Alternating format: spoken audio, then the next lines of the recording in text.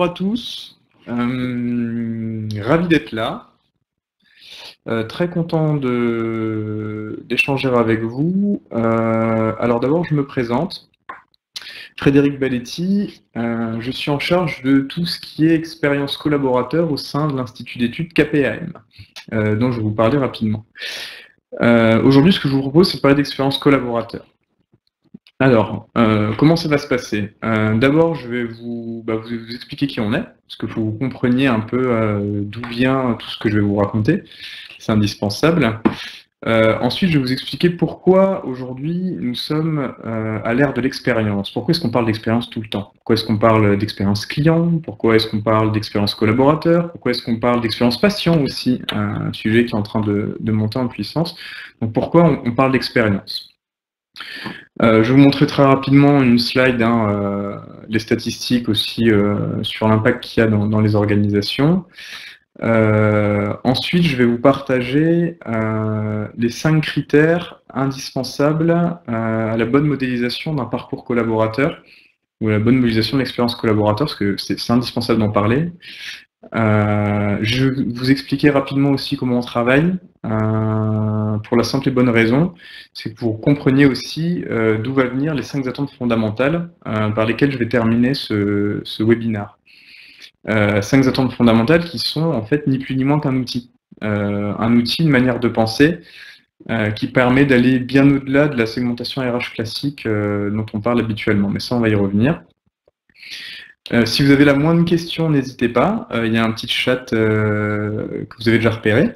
Donc on répondra au mieux. On est aussi facilement accessible via notre site web ou via mail ou via LinkedIn.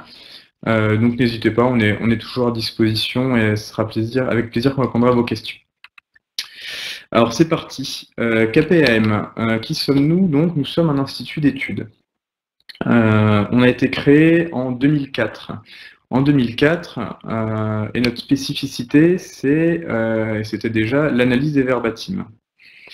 L'analyse des verbatims, on a commencé par analyser les verbatims des lettres de réclamation des clients.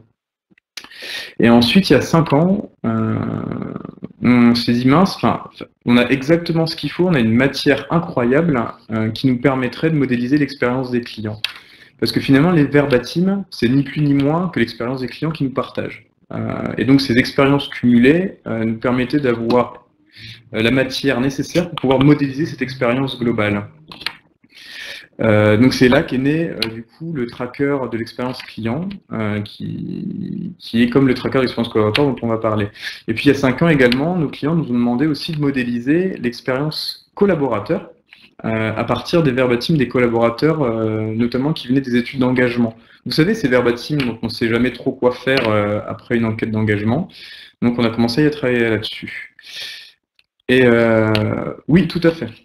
Et du coup, ensuite, il y a environ 2 ans et demi, on a décidé vraiment de renforcer l'offre RH pour pouvoir accompagner au mieux nos clients sur le diagnostic de l'expérience collaborateur, mais aussi les actions à mettre en œuvre pour pouvoir les accompagner au mieux, en fait, tout simplement. Et aussi, ce qui s'est passé aussi il y a 2 ans et demi, c'est qu'on a commencé à mettre en miroir les expériences. C'est pas le sujet d'aujourd'hui, mais on pourra en parler une autre fois ou par écrit si vous voulez, c'est qu'on met en miroir, par exemple, l'expérience client avec l'expérience collaborateur en contact avec les clients. Et du coup, on modélise une forme de symétrie des attentions. Donc, c'est ce qu'on appelle le tracker miroir, mais ça, c'est pas le sujet d'aujourd'hui. Sachant qu'on peut aussi mettre en miroir, par exemple, le front office avec le back office. Ça, c'est passionnant. Ou l'expérience manager avec l'expérience collaborateur, ce qui donne vraiment une belle photographie de l'expérience et de la culture managériale. Donc ça, c'est des choses qu'on peut faire aussi. Donc, on n'a pas chômé depuis 5 ans. On en a plus de 550 modélisations et de parcours client, et de parcours collaborateur, et de mise en miroir, justement, entre les deux. On a la chance d'être régulièrement primé par différents prix. Donc, vous voyez, historiquement, on a beaucoup de prix en lien avec l'expérience client. Et là, on est en train d'aller rafler petit à petit les prix plus sur la partie collaborateur, avec notamment une belle prise de conscience des directeurs RSE sur le sujet. Ça, on pourra en parler avec plaisir une autre fois aussi. Donc ça, ce sont nos références, donc les clients avec qui on a la chance de travailler. Donc vous voyez, on est présent sur tous les secteurs. Avec cette prise de conscience montante qui ne fait qu'accélérer de l'importance de diagnostiquer, de modéliser les expériences, tant côté client que côté collaborateur. Sachant que l'expérience client est arrivée bien avant l'expérience collaborateur, on en parlera tout à l'heure. Peut-être que vous reconnaissez des boîtes dans lesquelles vous travaillez ou des concurrents, etc. Donc voilà, donc c'est vraiment pour montrer cette prise de conscience qui arrive aujourd'hui sur le sujet. On travaille en 9 langues, donc ça c'est chouette, notamment parce qu'on a des entreprises qui sont présentes de plus en plus de manière globale. Donc on a les principales langues européennes, on a le japonais, et on est en train de développer le chinois, qui prend du temps, qui est bien plus complexe qu'on peut l'imaginer, et après le chinois, on s'attaquera au russe. Alors, pourquoi on est à l'ère de l'expérience? En fait, le sujet, c'est la défiance.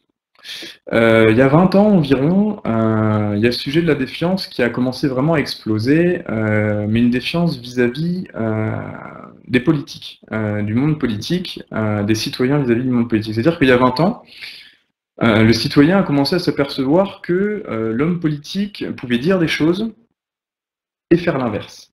Donc du coup, il y a une vraie rupture de la confiance qui a commencé. Et ensuite, ça a été la dégringolade. Je pense que vous le savez tous, les affaires se sont enchaînées vis-à-vis des hommes politiques, et plus les affaires se sont enchaînées, plus cette défiance s'est renforcée du citoyen envers l'homme politique. C'est-à-dire qu'aujourd'hui, le citoyen croit difficilement ou pas du tout l'homme politique. Donc cette défiance à partir du monde politique, qui est aussi allée au niveau du monde médiatique. C'est-à-dire que pareil, il y a 20 ans, et même il y a 15 ans, il y avait le 20h, c'était le grand mess, quoi. Quand c'était le 20h, tout le monde regardait le 20h, l'information venait du 20h, et cette information était forcément vraie, parce qu'elle venait de PPDA. Mais ce qui s'est passé, c'est qu'on n'y croit plus. Et face à ça, en plus, vous avez eu l'arrivée d'Internet.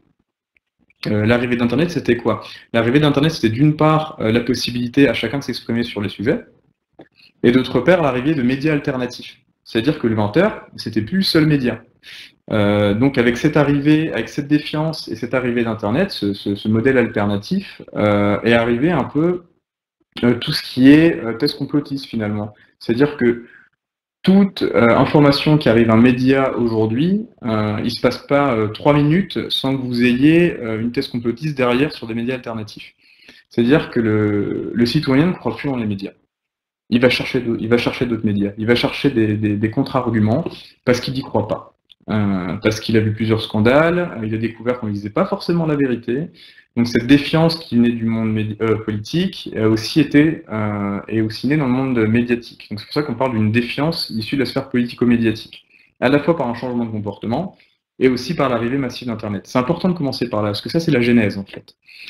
Et ensuite cette défiance, qui est le vrai sujet, on peut parler de crise de la confiance, a continué à faire son petit bonhomme de chemin. Et il est arrivé sur la défiance des consommateurs vis-à-vis des marques. C'est qu'en fait, de plus en plus, notamment aussi toujours avec Internet qui a un grand rôle à jouer, les consommateurs ont commencé à se méfier des marques. Parce qu'on a eu des scandales. On a eu des scandales, je pense, à tout ce qui est sur le monde pharmaceutique. On a eu aussi des scandales sur tout ce qui est retail, tout ce qui est grande distribution, tout ce qui est nourriture. En fait, les consommateurs ont commencé à découvrir qu'on leur disait pas forcément la vérité non plus sur ce qu'ils consommaient. Que ce soit sur la nature des produits qu'ils consommaient, que ce soit sur la manière dont les produits sont faits, que ce soit de la manière dont les gens qui font les produits sont traités. Je pense par exemple aux immeubles qui peuvent s'écrouler au Bangladesh pour fabriquer des habits. Donc le consommateur s'est dit mince, on m'a berné déjà au niveau politico-médiatique, mais j'ai l'impression qu'on me berne aussi au niveau des marques. Donc du coup, on a cette perte de confiance, cette défiance des consommateurs vis-à-vis des marques. Et c'est pour ça que les marques courent derrière comment je reconstruis la confiance avec mes consommateurs. Et là, on continue. Le chemin continue à se faire, et on arrive à la défiance des salariés envers leur employeur. Ce qui nous là touche directement le sujet d'aujourd'hui.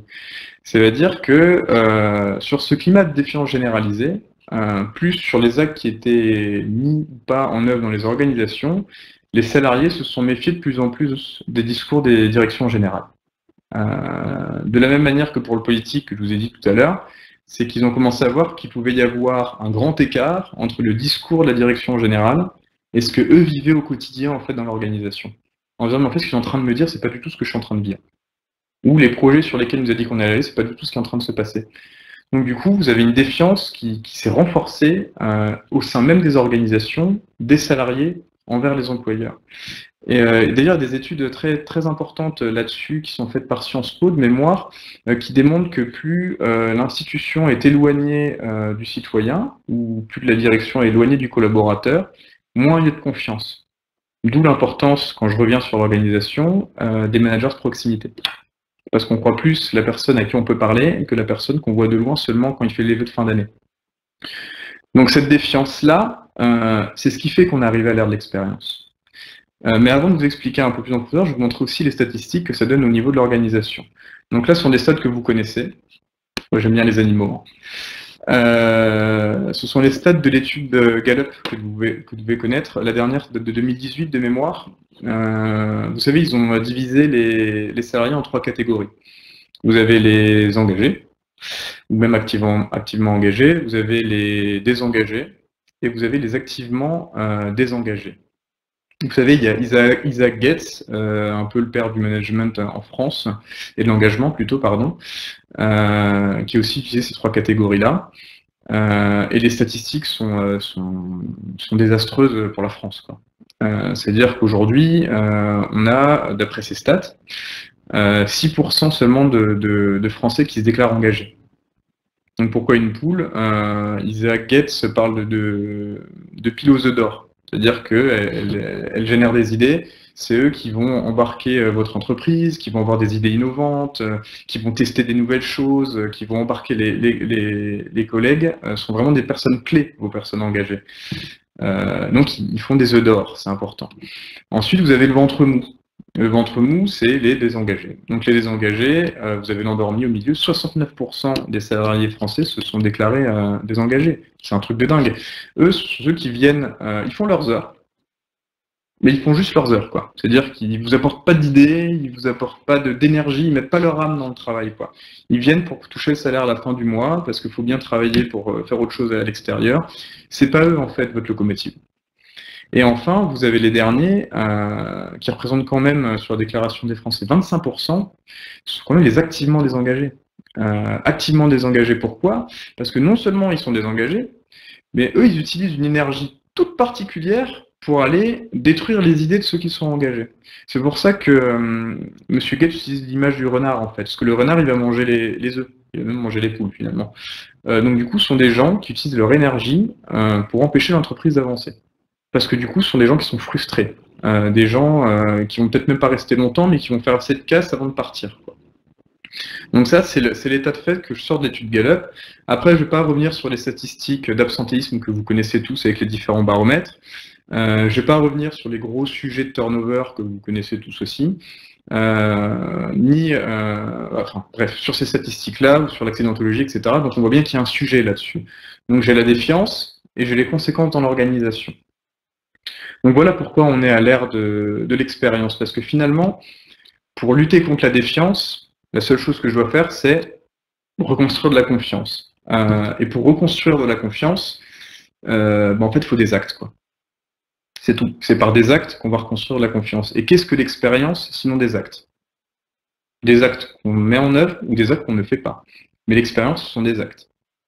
Donc c'est pour ça que maintenant on parle d'expérience client avant tout, parce que les marques ont besoin de reconquérir la confiance des consommateurs, qui changent leur modèle de consommation par ailleurs, et les entreprises ont besoin de regagner la confiance des collaborateurs.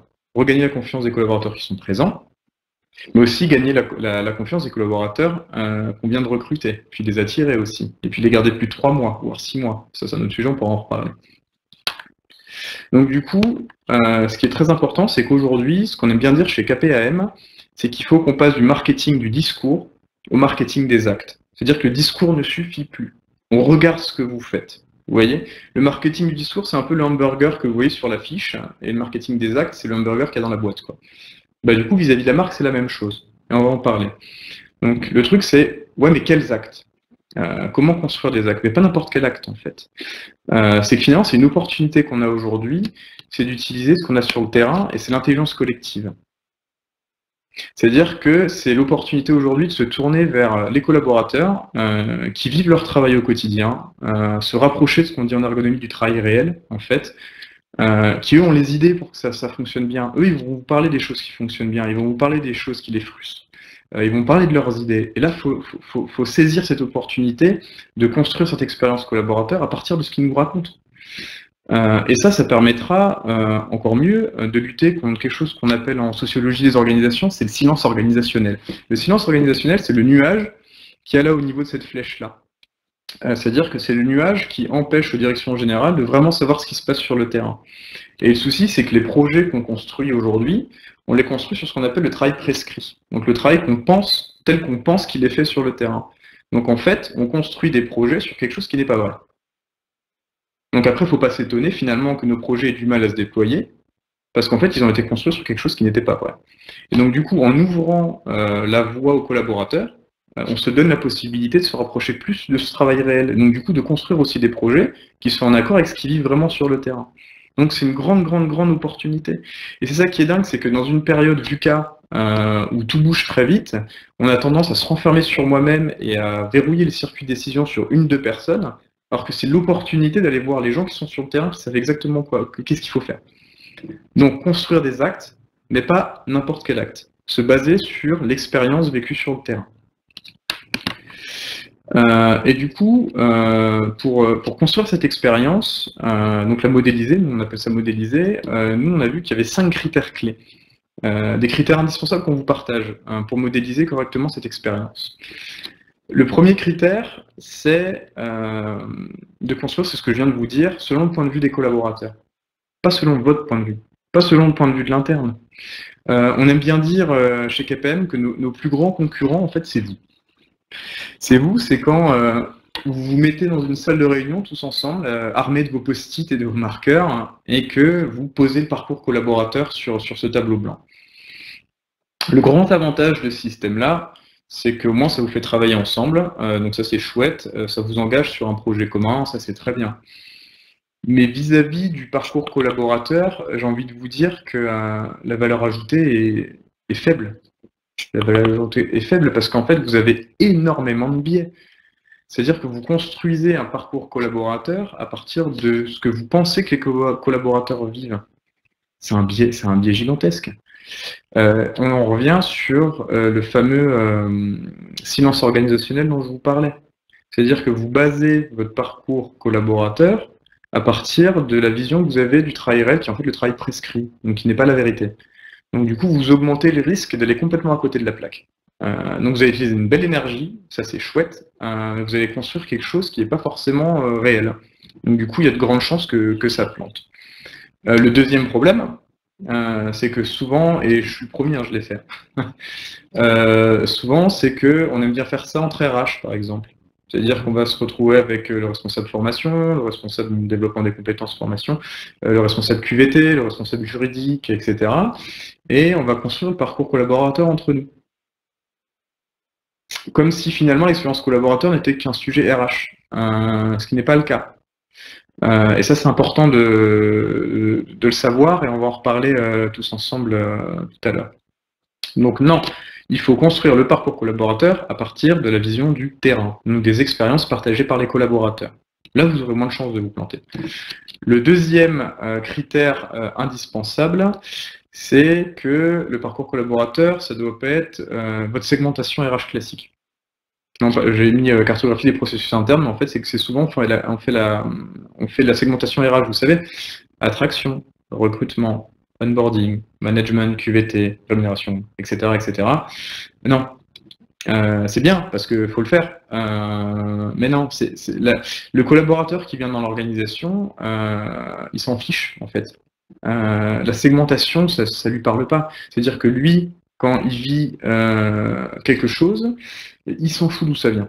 C'est-à-dire que lui, il a besoin d'avoir des réponses à ses besoins. Il a besoin qu'on lui donne le moyen de bien travailler, que ce soit au niveau de l'organisation, que ce soit au niveau des outils, que ce soit au niveau de l'environnement de travail, etc. Il s'en fiche de son interlocuteur. Donc quand vous faites des groupes de travail qui en plus vous retrouvez face à une grande difficulté, c'est que chacun défend un peu son clocher, en fait on n'avance pas. Donc non, l'expérience collaborateur n'est pas seulement une succession des missions RH, c'est beaucoup plus transverse que ça. Le troisième point qui est très important, c'est qu'il faut être très précis dans l'identification des points d'étape du parcours. Mais là, on en revient un peu au point d'étape, ces points sont liés. Parce que plus vous serez fin sur vos points d'étape du parcours, plus vous serez fin sur vos plans d'action. Et par exemple, et je l'ai fait aussi, quand vous avez un chantier onboarding, et dire que le onboarding est un point d'étape du parcours en mettant juste onboarding, c'est flou. J'aime bien l'expression qui dit que tout objectif flou amène une connerie bien précise. C'est un peu ça l'idée, c'est beaucoup trop flou. Le parcours collaborateur, c'est pas 8 étapes, c'est pas 15 étapes non plus. Le parcours collaborateur, c'est une centaine d'étapes, c'est même 130, 140 étapes. Des points de contact entre l'organisation et les collaborateurs, mais il y en a des centaines. Et ça commence même avant, au moment où je me réveille, ou même avant d'être embauché dans l'entreprise, après mon départ de l'entreprise. Vous voyez? C'est pour ça que la définition qui dit que l'expérience collaborateur commence quand on est embauché, c'est faux. Hein. L'expérience collaborateur, elle commence bien avant l'embauche. Et elle se termine bien après le départ. Mais ça, on en reparlera, si vous voulez, grand plaisir. Donc non, il faut être très très précis. Je vous donne l'exemple de Bondir pour du onboarding. Pourquoi? Parce que nous, on voit tout ça. On étudie tout ça. Il y a le J1, j'arrive, et puis on dit au manager, quand le nouveau collaborateur arrive, tu l'accueilles bien. Tu l'accueilles bien, s'il te plaît. Donc le manager dit ok, je l'accueille très bien. Donc le collaborateur arrive à l'accueil, le manager vient le chercher à l'accueil, il dit enchanté, chouette, etc. Il le monte. Avec de la chance, il y a l'équipe qui est là, donc il le présente. Après, bien souvent, on le cale devant son ordinateur, on lui donne des dépliants de l'organisation en disant écoute, ton compte n'est pas encore activé, c'est un peu compliqué avec la SI, etc. Lis là-dessus pour t'acclimater au climat d'entreprise, et puis après on verra, on va s'organiser un petit peu, etc. Lui, il a checké le onboarding, il a dit je l'ai bien accueilli. Sauf que quand on plonge dans l'expérience onboarding, on pourrait appeler ça comme ça, il vous parle de plein d'autres trucs différents. On a vu des exemples d'entreprises qui, par exemple, avant même le J1, le collaborateur reçoit par voie postale une photo de l'équipe avec des petits mots de l'équipe disant on a hâte de te rencontrer, etc. D'ailleurs, on t'invite à manger la galette tel jour ou à boire l'apéro tel jour, etc. pour qu'on fasse connaissance avant ton J1. C'est absolument génial. C'est génial, mais ça, c'est pas dans la case onboarding, c'est un truc beaucoup plus fin. Il y en a qui vont raconter qu'effectivement, et je pense que maintenant on a pas mal évolué là-dessus, c'est que le J1, effectivement, je suis accueilli, on va dire bonjour monsieur Baletti, quand j'arrive à l'accueil, déjà je fais oh tiens, on me considère comme personne, on va m'organiser les entretiens, le J1, je vais pouvoir déjeuner avec quelqu'un de la direction générale, direct, je suis accueilli par la direction générale pour un déjeuner, même si ça dure 40 minutes, c'est pas grave. Je vais avoir tout qui est déjà installé sur mon ordinateur. Voilà, je vais faire des réunions qui vont s'enchaîner pour rencontrer les gens clés. Je vais avoir mon RH de proximité qui va être à disposition pour moi dès le premier jour, qui va m'expliquer un peu les arcanes de ce truc-là pour voir comment je vais fonctionner au quotidien. Il y a des entreprises qui vous permettent de choisir votre matériel avant votre J1. C'est-à-dire qu'avant votre J1, vous recevez un petit catalogue avec le choix des ordinateurs, le choix des téléphones, et limite, il y en a même qui sont allés plus loin, ils vous livrent chez vous, avant votre J1, votre matériel, avec une petite boîte, un petit mot, etc. On a hâte de vous voir arriver, etc. Donc c'est vraiment une bonne nouvelle. Ouais, ça passe très vite. Donc je vais accélérer un petit peu. Donc il faut être très précis, c'est très important, parce que c'est ça qui peut faire la différence. Et c'est ce qui fait qu'on perd des talents en 3 mois. Ensuite, il y a l'importance sur la quantification, c'est-à-dire que l'expérience collaborateur ne se fait pas au doigt mouillé. Et ça, c'est important. Il faut des chiffres, il faut quelque chose qu'on peut suivre. Le problème, c'est que les KPI RH classiques sont souvent la mesure des conséquences d'une mauvaise gestion de l'expérience collaborateur. Le turnover, l'absentéisme, les problèmes de recrutement sont des chiffres de conséquences, de choses qu'on a mal gérées. Donc il faut pouvoir quelque chose, il faut pouvoir mesurer ce qu'ils vivent au quotidien vraiment et pouvoir l'évoluer, voir comment ça évolue dans le temps. Pas au doigt mouillé, il faut arrêter avec le doigt mouillé. C'est pas possible. Donc les post-it, c'est du doigt mouillé.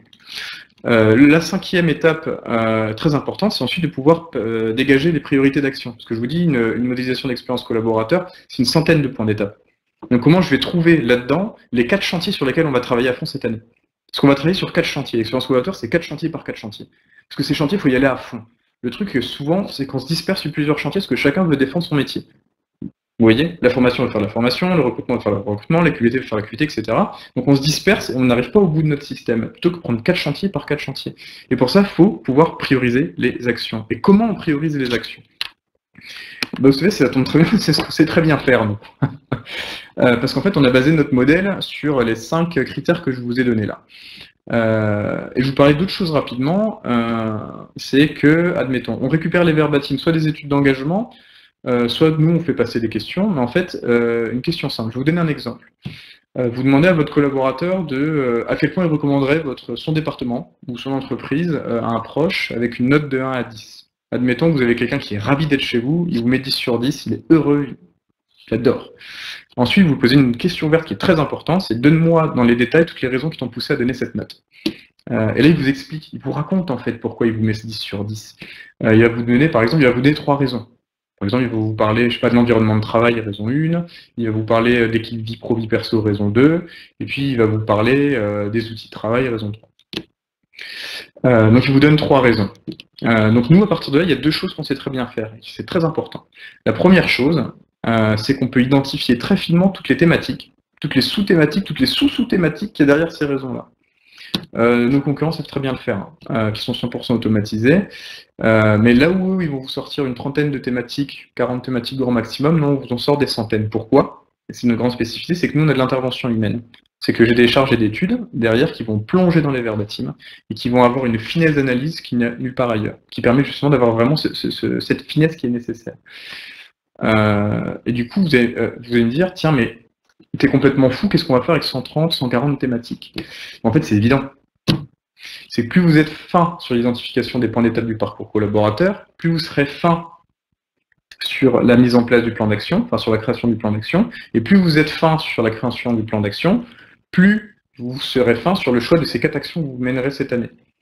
Mais du coup, il va falloir les prioriser. Et comment on les priorise? Ça, c'est la deuxième chose qu'on sait très bien faire.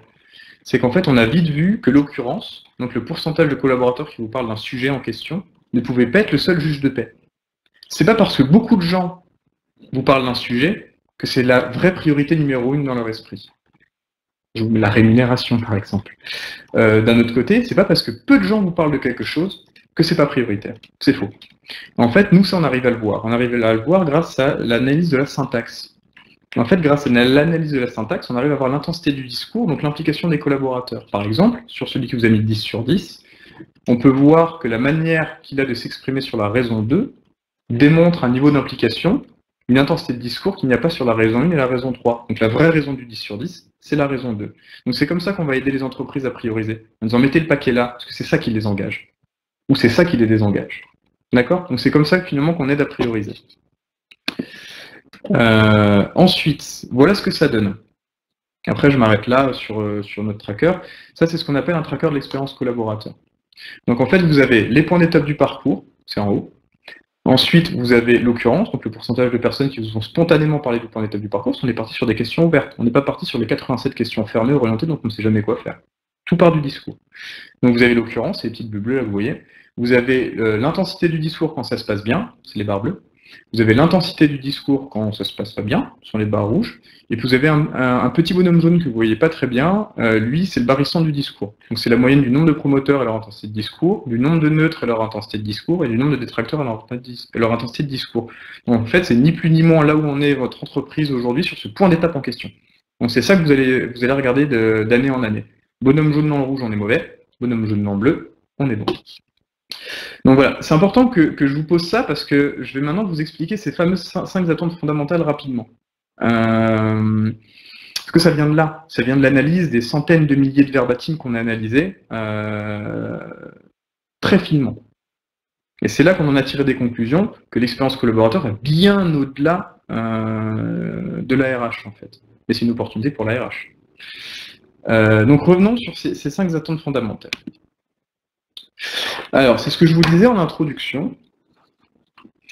Ces 5 attentes fondamentales, mettez-les-vous à l'esprit en fait, parce que c'est un outil super puissant. Parce qu'en fait, il va vous permettre de voir le sujet d'une manière complètement différente.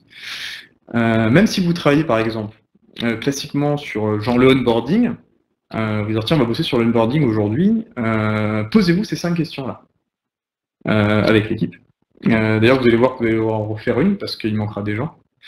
Mais voilà, donc c'est un vrai outil de travail. C'est une manière de voir l'expérience complètement différente. Commençons par la première attente. La première attente fondamentale, c'est ce qu'on a appelé l'orientation collaborateur. Je fais une mini parenthèse, d'ailleurs j'en profite. Ce qu'il faut savoir, c'est que les attentes fondamentales des collaborateurs sont en miroir avec les attentes fondamentales des clients. C'est fou. C'est normal, ce sont les mêmes personnes. Donc ça, c'est important aussi, parce que ça veut dire que les gens que vous avez en expérience client ont déjà commencé avant vous. Donc ça peut être des gens à qui vous pouvez demander des conseils. J'y reviens. L'orientation collaborateur. L'orientation collaborateur, c'est ni plus ni moins, est-ce que l'entreprise, le regard de l'entreprise est tourné vers l'extérieur, ou est-ce que le regard de l'entreprise est tourné vers nous, salariés? Un sujet qu'on peut avoir assez classiquement là-dessus, ça va être le lien avec les actionnaires, par exemple, versus, tiens, on n'a jamais de budget pour faire des projets en interne. Ça, c'est des travails. Ici, on va parler d'actionnariat salarié d'ailleurs aussi, parce que c'est ce qui est très apprécié, ce que les salariés adorent, ça vous n'apprenez rien, c'est un outil très puissant. On va parler aussi ici de bonne rémunération de manière générale, on va parler aussi d'environnement de travail, c'est-à-dire que comment ont été construits les locaux et comment ils ont été pensés.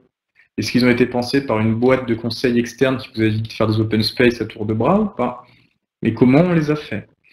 Ça va être le SI aussi. En fait, la solution, il y a une solution toute simple sur l'orientation collaborateur. C'est une question simple, c'est est-ce que je mets mes collaborateurs en amont de mes projets? Déjà, vous mettez ça dans votre système de pensée, vous allez régler plein de problèmes. Pourquoi? Parce que eux, ils savent ce qui se passe sur le terrain et eux ont déjà des solutions à vous proposer. Et en plus, c'est une énorme marque de reconnaissance et de confiance. Reconnaissance, confiance, défiance. Donc du coup, là, vous leur tendez une perche énorme. Donc déjà, vous, ça va fluidifier l'interne. Et en plus, vous allez pouvoir les embarquer dans vos projets. Donc c'est un super sujet. Donc l'orientation collaborateur. Est-ce que le projet que je suis en train de faire est orienté collaborateur? Regardez qu'il y a autour de la table, il n'y a pas de collaborateur. Ça commence un peu mal, quoi. Donc l'orientation collaborateur. La deuxième attente fondamentale, c'est la culture d'entreprise. J'ai mis une image de Zappos, qui est connu pour sa fameuse culture d'entreprise. On parle de plus en plus de marque employeur aussi. On a laissé la culture d'entreprise. En fait, ça, c'est le fameux hamburger dont je vous parlais. Le hamburger de l'affiche et le hamburger qu'il y a dans la boîte. Finalement, ce que vont regarder vos collaborateurs, déjà, c'est l'écart qu'il y a entre la culture que tu m'as vendue, on est agile, on a des outils de dingue, on est bienveillant, c'est absolument merveilleux, et on est innovant, versus la culture que je vis chez toi. Ça, c'est important, parce que quand on interroge les jeunes qui restent entre 3 et 6 mois maximum dans des grosses organisations, sachez que ça, c'est un des sujets qui vous posent. En disant, mais c'est pas du tout ce qu'on m'a vendu quand j'ai signé. Ça se passe pas du tout comme on m'a dit. On m'a menti. On m'a menti sur ce qu'on m'a vendu. Et là, on revient sur la défiance. C'est-à-dire que quand l'employé vit pas du tout ce qu'on lui a vendu, là, il y a une rupture de la confiance entre l'employé et la direction générale. Il dit, en fait, c'est du pipeau, vos trucs. Donc là, allez-y pour le rattraper après. Donc la culture d'entreprise, et c'est aussi finalement la question de est-ce que le projet que je suis en train de mener est en accord avec la culture de l'entreprise. Je vais vous donner un exemple. J'ai ce DRH qui vient me voir et qui me dit bon, j'ai un souci, Frédéric, j'ai suivi tes précos et j'ai voulu développer la culture du feedback. Oh, je suis étonné. Je dis mais qu'est-ce qui se passe? Il me dit bah ça prend pas, ça fonctionne pas. Donc je lui demande mais raconte-moi comment tu as fait pour mettre en place cette culture du feedback. Alors première chose, il me dit j'ai envoyé mes managers 2 jours en formation. Bon, déjà, je fais pas de commentaires là-dessus, parce que la formation baguette magique, je suis pas un grand fan, surtout en 2 jours, pour changer une culture. Mais c'est pas grave. Et après, je le questionne sur, mais explique-moi comment fonctionne ton système de reward, de récompense. Et là, il m'explique que 100% des bonus sont basés sur 100% d'objectifs individuels. Il m'explique que dans l'organisation, ils sont tellement que parfois vous avez plusieurs équipes qui sont en concurrence sur les mêmes projets. Comment vous voulez déployer une culture du feedback dans une culture d'entreprise qui est ultra compétitive? C'est du non-sens en fait. Vous allez perdre du temps et vous allez perdre de l'argent. C'est-à-dire que ce projet-là, qui est un bon projet, un feedback c'est important, mais la culture elle n'est pas encore prête à le prendre ce truc-là. Donc peut-être qu'il va falloir soit que je vois d'une manière différente comment développer cette culture de feedback, soit il va falloir que je vois comment je peux transformer ma culture. Je sais pas, faut voir, faut travailler là-dessus, mais je peux pas essayer d'injecter un modèle comme ça, qui n'est pas adapté à ma culture d'entreprise, ça ne prendra pas. Ce sera un échec total. Donc la culture d'entreprise est une attente fondamentale très très importante. Oh, je suis dans les temps. La troisième, la singularité de l'expérience. La singularité de l'expérience, là, je vous apprends rien. On est dans un monde de plus en plus narcissique. On se prend en photo, on se filme, tout ça. Mais au-delà de ça, on aime bien être pris de notre individualité. C'est-à-dire que moi, Frédéric, je suis pas Robert, je suis pas Marion, je suis Frédéric. Donc du coup, j'ai envie qu'on me prenne comme Frédéric. C'est-à-dire que je vais avoir des envies de développement de compétences qui m'appartiennent. Je vais avoir des envies de mobilité qui m'appartiennent. Je vais avoir des envies de formation qui m'appartiennent, des envies de mission qui m'appartiennent. Je veux pas de trucs sur étagère. Moi, ce que je veux aujourd'hui, c'est du sur-mesure dans mon accompagnement au quotidien. De la même manière, ce qu'on voit nous régulièrement dans les études, c'est moi, Frédéric, vu comme je cravache, je considère que c'est normal que je sois plus payé que celui qui cravache pas à côté de moi. Pourquoi on a le même salaire? Pourquoi on a la même part variable tous les deux? Je comprends pas. Ça les travaille. Il y a un autre sujet sur la singularité de l'expérience qui est important, c'est l'équilibre vie pro-vie perso. Ça, je vous apprends rien. Le sujet qu'on a qui monte de plus en plus, par exemple, ça va être deux sujets qui me viennent à l'esprit rapidement. Ça va être la parentalité. Par exemple, je suis maman célibataire, je la garde de mon fils une semaine sur deux. Une semaine sur deux, j'aimerais pouvoir quitter le boulot à 16h, 16h30 pour aller chercher mon fils à la crèche. Aujourd'hui, il y a des organisations qui disent encore non. Non, tu sors pas, tu restes. Qu'est-ce qu'ils font les gens? Ils partent. Ils partent. C'est-à-dire que c'est devenu non négociable, ça. Et vous avez le même sujet sur les salariés aidants. Vous savez, les aidants familiaux. Ils font le même sujet. Si je dois m'occuper de mon père ou de ma mère qui est malade ou que je dois placer dans un EHPAD, etc., j'ai besoin de partir plus tôt, j'ai besoin de temps. Si vous leur refusez ça, vous avez créé une machine à frustration. De toute façon, ils vont s'absenter. Le sujet de l'absentisme court terme est un grand sujet, on pourra en parler un jour avec grand plaisir. Donc, il faut aujourd'hui être en capacité de faire du sur-mesure. Et c'est pas facile. C'est pas facile. C'est demande une organisation sur il faut y aller 4 points d'étape par 4 points d'étape. C'est comment je vais au bout d'un système pour pouvoir accompagner les gens. Donc, la singularité de l'expérience. Le quatrième pilier, je regarde le timing. Le quatrième pilier, lui, c'est mon préféré, c'est la fluidité de l'expérience. Donc finalement, c'est à quel point je facilite mes collaborateurs dans l'accomplissement de leur mission. Nous, on en a identifié 3 jusqu'à aujourd'hui. Parce que vous savez, le savoir, c'est quelque chose qui se nourrit après chaque étude. Donc les 3 qu'on a identifiés aujourd'hui, il y a la première, qui est facile, c'est la fluidité des outils. La fluidité des outils, c'est-à-dire, et c'est là qu'on voit le gouffre qu'il y a entre notre expérience de consommateur et notre expérience de collaborateur. C'est-à-dire qu'aujourd'hui, moi, avec ça, je me commande un taxi là en moins d'1 minute, je me fais livrer des fleurs en moins d'1 minute, je peux prendre un resto, ça me prend 1 minute. Tout est rapide, tout est simple, je peux payer d'une simple pression de mon pouce sur mon téléphone et être livré le lendemain, voire la journée. Et après, je passe les portes de l'entreprise, et là, qu'est-ce que j'ai? J'ai mes notes de frais à faire. C'est juste un enfer, quoi. J'ai mes notes de frais, j'ai un ordinateur d'un âge précédent, j'ai encore un Office peut-être 2003, enfin bref, c'est un enfer. Il y a un gouffre qui fait que ça devient très frustrant. On a un verbatim que j'aime bien qui dit, c'est ce collaborateur qui dit, c'est comme si on me demandait toute la journée de visser avec un tournevis manuel au boulot, alors que j'ai une visseuse électrique à la maison. C'est du non-sens total. La deuxième type de fluidité, c'est la fluidité des processus ou la fluidité organisationnelle. C'est à quel point l'organisation me facilite aussi dans le quotidien. Je vous donne un exemple simple, c'est j'ai une idée. Est-ce qu'il y a 6 circuits de validation pour pouvoir tester et déployer l'idée? Ou est-ce qu'on peut faire ça tout de suite, en mode projet, etc. etc. Sachant qu'en face, le concurrent, lui, il sera peut-être plus fluide que moi, donc il va sortir le projet avant moi si je suis pas assez rapide. Donc ça, c'est très très frustrant de voir ces idées disparaître dans un espèce de truc organisationnel. Troisième type de fluidité physique, le truc basique. Je vous donne un exemple rapidement. Je vais en périphérie d'une grande ville pour aller travailler. Donc j'ai les bouchons pour y aller. J'arrive le matin. J'ai une barrière pour le parking. Je rentre dans le parking. Parfois, il faut jusqu'à 30 minutes pour se garer dans son propre parking d'entreprise. 30 minutes. Je me gare, 10 minutes pour traverser le parking. Je vais bosser. Je cherche une salle de réunion pour pouvoir travailler, me concentrer. Il n'y en a plus. Donc je erre de salle en salle en espérant qu'il y ait une salle de libre. Je perds du temps. Le midi, je fais la queue pour prendre mon plateau. Je fais la queue pour prendre la nourriture, je fais la queue pour payer, je fais la queue pour m'asseoir parce qu'aucune table se libère. Ensuite, je fais la queue pour déposer mon plateau, je fais la queue pour chercher le café, je fais la queue pour boire mon café. C'est-à-dire que sur 45 minutes, j'ai peut-être mangé en 20 minutes, voire un peu moins. J'ai perdu un temps de dingue. Et le soir, bien évidemment, après ma dure journée de labeur, je me refais les 30 minutes pour sortir du parking avant de commencer les bouchons. En fait, c'est une ode au télétravail, ce truc. Mais sauf que comment vous voulez engager des collaborateurs sur des missions avec un grand sens si vous ne réglez pas les cailloux dans les chaussures? Et ça, c'est des gros cailloux dans les chaussures, c'est la fluidité physique. Et enfin, le dernier pilier, c'est le sens et l'éthique, celui qui monte en flèche. Donc du coup, là, je pense que vous n'êtes pas étonnés. Hein. Ça va être tout ce qui est politique diversité, politique RH de manière générale, la politique RSE, la politique de prévention et de gestion des risques professionnels, l'égalité femmes-hommes. On a une montée là de plus en plus sur le besoin de diversité de profils atypiques. Et j'ai un exemple rapide de ce DRH encore qui me dit « Tiens, j'ai recruté un profil atypique. » Je lui fais « Comment ça s'est passé ?» Il me dit « Ça s'est très mal passé. » Il s'est fait dézinguer par tous les clones que j'ai des écoles de commerce.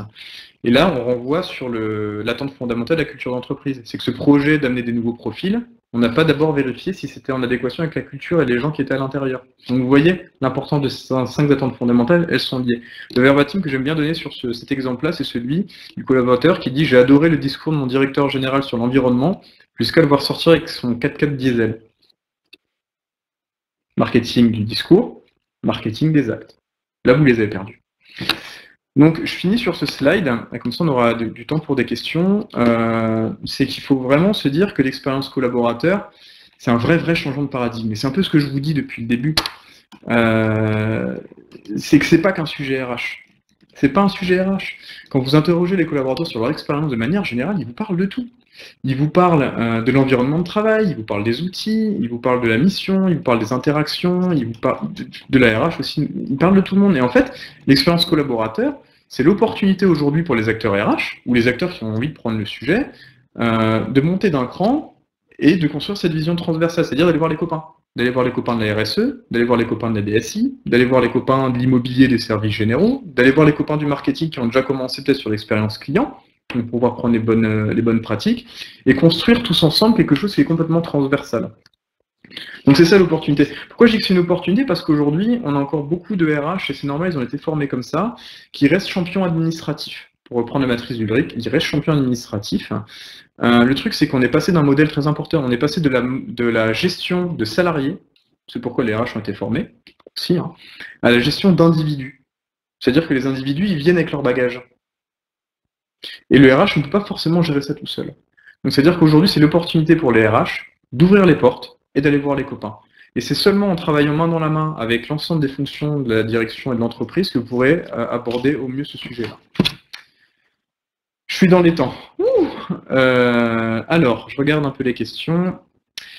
Comment peuvent être englobés tous les profils un petit peu potentiels, issus de la diversité, etc. En fait, nous, on va le voir, on le voit, en fait, on est tellement fin sur l'analyse des points d'étape du discours qu'on va voir les choses qui sont importantes pour les gens où il y a peu de gens. Je vais vous donner un exemple. Là où, sur une étude classique, vous avez une toute petite occurrence, admettons vos atypiques, genre 1% de collaborateurs qui vous parlent d'un truc avec une grande intensité de discours, soit c'est une grande intensité de discours positif, c'est ce qu'on appelle une bonne pratique, soit c'est une grande intensité de discours négatif avec une grande véhémence de discours, nous c'est ce qu'on appelle un signal faible. Et nous ça on le voit. Et en fait, c'est comme ça qu'on va pouvoir le sortir pour pouvoir ensuite accompagner les clients sur là, ça vous avez une bonne pratique, ou là vous avez un signal faible, il faut absolument bosser dessus.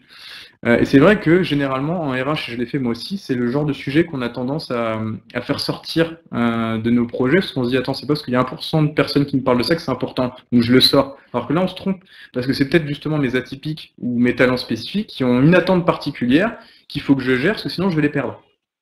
Donc ça, nous on le voit grâce à l'intensité du discours. Et ça c'est important. Alors, la différence entre le point de vue des collaborateurs et le point de vue de l'interne. C'est qu'en fait, souvent, quand on construit le parcours collaborateur, on le fait souvent entre RH. C'est l'expérience que je vois chez les clients, c'est le truc que j'ai fait moi-même quand je l'étais. Donc du coup, on a notre propre vision avec notre prisme RH du parcours collaborateur. Donc ça crée des biais, ça. C'est-à-dire que on construit le parcours collaborateur à partir de la vision qu'on a du parcours collaborateur, à partir des datas qu'on a, quand on va prendre les datas, dont souvent les sources sont assez particulières. J'ai des souvenirs sur l'accidentologie, par exemple, ou sur le turnover, où j'avais pas les mêmes chiffres en fonction de la source. Versus la vision des collaborateurs. Le collaborateur, il vous dit clairement ce qu'il vit au quotidien. Lui, il va vous parler du petit détail, que nous, au niveau du siège, on ne voit pas. Et c'est un gros sujet d'ergonomie, ça, c'est la différence entre le travail prescrit et le travail réel. C'est un vrai sujet, je vous encourage à creuser là-dessus, parce que vous apprenez énormément de choses. C'est-à-dire que beaucoup de choses qui se passent sur le terrain ne remontent jamais. Et en haut, les gens qui font les projets basent leurs projets sur, on va dire, on pourrait dire presque les méthodes ou les process ou ce qu'on appelle le travail prescrit, quoi. Donc la différence, elle est là. C'est que j'ai une partie qui va travailler sur ce qu'on pense être la réalité, versus les salariés qui, eux, vous racontent la réalité. Et en fonction des entreprises, des cultures des entreprises, des tailles des entreprises, il peut y avoir un gouffre plus ou moins profond entre la vision qu'on a, nous, en chambre, et le travail réel. Voilà où l'écart se joue. Je regarde le timing. Ok, on doit s'arrêter. Merci beaucoup. N'hésitez pas à laisser des commentaires. On espère que ça vous a plu. En tout cas, on est accessible via LinkedIn, via notre site internet, etc. Via mail, n'hésitez pas à nous écrire et on échangera avec grand plaisir sur ce sujet-là. Nous vous souhaitons une bonne journée et puis à très bientôt pour de nouvelles aventures sur l'expérience collaborateur. Bye bye!